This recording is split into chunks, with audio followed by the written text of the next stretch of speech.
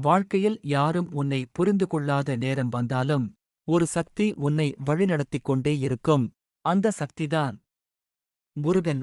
இன்று நாம் ஒரு கதையை கேட்கப் போவதில்லை, ஒரு சக்தியின் பயணத்தை அனுபவிக்கப் போகிறோம். அவன் ஒரு குழந்தை அல்ல, அவன் ஒரு போர் வீரன், அவன் ஒரு குரு. அவன் நம் உள்ளத்தின் ஒளி. அவர்தான் தமிழ் கடவுள் முருகன்.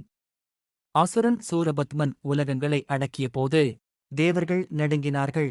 இவனை வெல்ல ஒரே சக்தி வேண்டும்.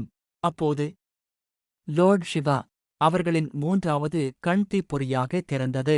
6 தீப்பொறிகள் வெளிவந்தன. அவை 6 குழந்தைகளாக மாறின. அந்த 6 குழந்தைகளை 6 கற்றிகை தேவதைகள் வளர்த்தனர்.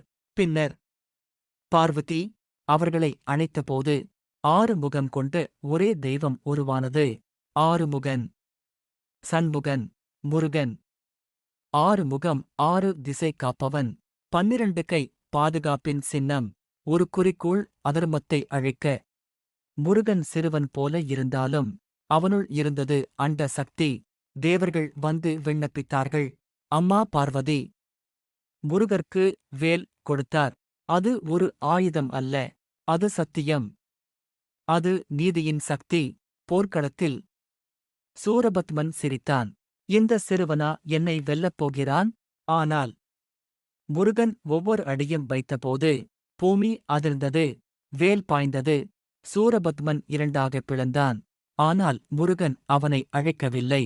ஒரு பகுதி மயில் ஆனது, மற்றொரு பகுதி சேவல் ஆனது. பாடம்: முருகன் தீமையை அழிப்பதில்லை, அதை மாற்றுகிறான். சுவாமிமலையில் முருகன் சிவபெருமானுக்கே ஓம் அர்த்தம் சொன்னார். மகன் தந்தைக்கு குருவானான். பாடம்: ஞானத்திற்கு வயது இல்லை, அறிவுக்கு அகம்பாவம் இல்லை. உன் வாழ்க்கையில் சிரமம் வந்தால் முருகன் போல நிமிர்ந்து நில். உன் எதிரிகள் பலமாக இருந்தாலும் உன் உள்ளம் பலமாக இருக்க வேண்டும். தோல்வி வந்தாலும் பழனி முருகன் நினைவில் கொள்ளு. கண்ணை மூடி சொல்லு, வெற்றிவேல் முருகா. அவன் வெளியே இல்லை, உன் உள்ளத்தில் இருக்கிறான்.